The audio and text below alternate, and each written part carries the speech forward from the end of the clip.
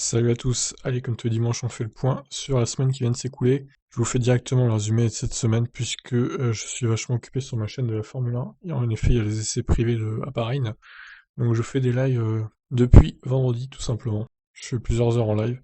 D'ailleurs si vous voulez rejoindre la chaîne n'hésitez pas surtout. Dernière journée d'essai aujourd'hui. Alors, on commence avec l'actu RIP Elon. Non, le dirigeant de Tesla n'est pas décédé vendredi. Alors, effectivement, vendredi, il y a une semaine et quelques, il y a eu un hashtag sur les réseaux sociaux comme quoi Elon Musk était mort. Mais en fait, ce n'est pas le cas. Ce sont des petits malins qui ont fait croire ça pour faire en sorte que l'action Tesla baisse et se faire du pognon dessus, en gros. Et les gens, visiblement, sont prêts à tout. On continue avec l'usine de Tesla de Fremont espionnée par un youtubeur avec un drone. Alors, je ne sais pas si c'est très légal ce qu'il a fait. Toujours est-il qu'il a espionné la Model S Plaid et beaucoup d'autres voitures, et les installations aussi de l'usine. Donc à mon avis, il va y avoir quelques soucis s'il ne retire pas sa vidéo. La Porsche Taycan Cross Turismo dévoile enfin ses prix. Sans surprise, elle est un peu plus chère que la Taycan normale. Alors une Taycan cabriolet dans les cartons, après la Golf, enfin après l'ID3 plutôt, pas la Golf, la Taycan pourrait être en version cabriolet aussi. Mais bon, comme pour la ID3, ce n'est pas encore officiel, donc ce sont des projets, des idées, mais rien de bien concret pour l'instant. La Peugeot i208 PSE est prévue pour 2023. Alors la i208 PSE, ça serait la version GTI en gros de la 208, qui serait prévue que pour dans 2 ans, donc je vois pas trop l'intérêt, surtout si en plus elle est à peine plus puissante que la 208 normale. Rappel massif chez Hyundai, LG Chem va prendre en charge près de 70% des coûts, donc Hyundai aurait à payer 30% en gros du changement des batteries. Ça va coûter cher à LG tout ça. Hein. Moi j'attends toujours ma lettre de rappel. Qui attise la future cousine de la Ioniq 5, la IV6, donc qui serait présentée la semaine prochaine.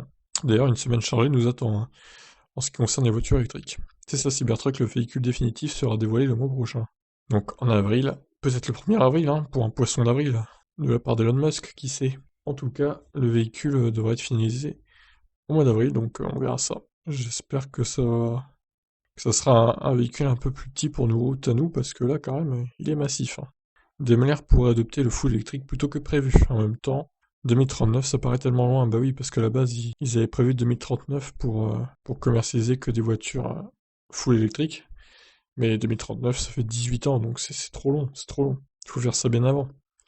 La valorisation boursière de Tesla continue de chuter, donc ça joue un peu de yo-yo à la bourse. Hein. Depuis la news, ça a dû remonter du coup.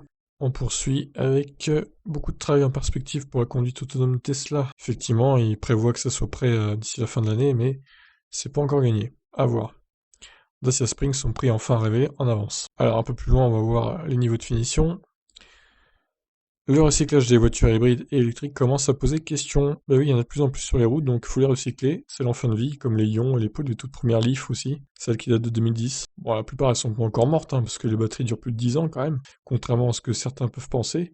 Mais il va falloir y penser quand même. Les voitures accidentées aussi, ou les Bolloré, tiens, qui sont à Romorantin, on va voir ça tout à l'heure. Carrefour annonce vouloir déployer 2000 bornes de recharge dans ses magasins en France. Des bornes rapides jusqu'à 350 kW de puissance.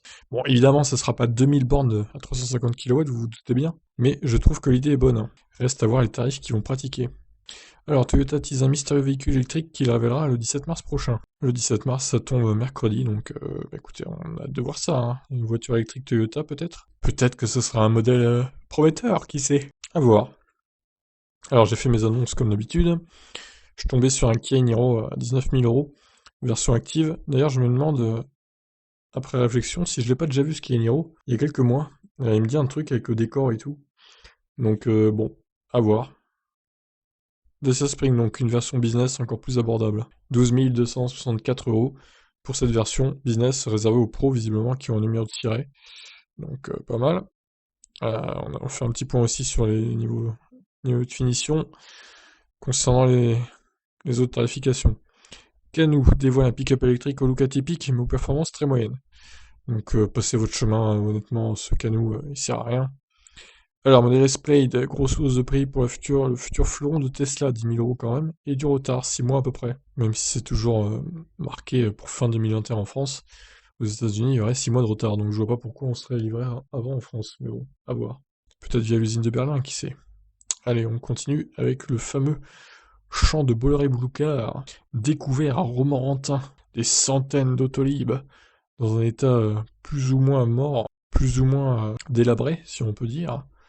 Voilà. Heureusement, les batteries ont été enlevées, c'est déjà ça. mais les carcasses, elles, restent dans le champ, donc va falloir les enlever au bout d'un moment quand même, hein. Ça fait un peu tâche. Le Cybertruck pour alimenter une énorme caravane, et la tracter aussi du coup. Pas mal hein, pour ceux qui veulent partir en vadrouille avec le Cybertruck. Tesla pour parler avec LGChem, pour fabriquer les cellules 4680. Alors pour troller dans la description, j'ai mis attention à l'explosion, évidemment parce que les GSM c'est eux qui sont au cœur du scandale d'explosion des connards. Donc je me suis dit peut-être que les Tesla vont aussi exploser. Non, j'espère qu'ils ont compris leurs erreurs, qu'ils ont appris de leurs erreurs. Toyota, mais regarde Apple concernant le service après-vente dans l'automobile. Donc Monsieur Toyota a la voix de la sagesse, hein, du coup, qui fait les leçons de morale à Apple. Volkswagen annonce un Power Day pour lundi prochain. Donc similaire à ce qu'a fait Tesla avec le Battery Day, donc à voir, on verra bien. La Dacia Spring a laissé une consommation qui semble très élevée pour une si petite voiture, donc c'est Automobile Propre qui l'a essayé, cette voiture. Ils sont montés quand même à 18 kWh au 100. Alors, ils ont fait pas mal d'autoroutes peut-être, mais quand même, ça me paraît beaucoup. Vers un rapprochement entre Nissan et Mitsubishi pour la production d'une nouvelle citadine, peut-être une IMIF 2 du coup. Pourquoi pas, avec une autonomie de 250 km, ça pourrait être pas mal. Tesla et Tata Power pourraient s'associer dans la création d'un réseau de recharge en Inde. Donc à voir si c'est pour du superchargeur ou d'autres bornes. Wait and see. Aston Martin lancera 2 voitures électriques à partir de 2025. Et oui, Aston Martin qui débarque en Formule 1 cette saison, eh bien il va falloir qu'ils se renouvellent hein, avec des voitures électriques, donc on leur souhaite bonne chance. Helios Green, le projet fou d'un hydrogène vert et pas cher en Arabie Saoudite, à 1,30€ le kilo. Ça serait quasiment 10 fois moins cher qu'actuellement, donc c'est assez prometteur. Reste à voir quand ça se fera, mais il parle de 2025, donc à voir, à voir, à voir, ça peut être prometteur. Orange et Total partenaires pour développer 80 MW de fermes solaires en France. Bon, je demande à voir aussi. Et on termine avec Harley Davidson qui se dote d'un nouveau patron pour la division électrique. Puisque les ventes de la Livewire sont un peu en baisse, et les problèmes de fiabilité s'accumulent pour la marque américaine. Voilà pour cette semaine, un peu 31 vidéos faites, hein, c'était dans la moyenne basse on va dire. Je pense qu'il y aura plus d'actu hein, la semaine prochaine, la semaine qui vient. J'attends beaucoup la présentation de la Toyota électrique moi. J'ai hâte de voir ce qu'ils vont nous pondre. Voilà, vous pouvez rejoindre mes 2 autres chaînes hein, sur la F1 et sur les autres sujets. Je vous mets les liens dans la description, et je vous laisse. Ciao.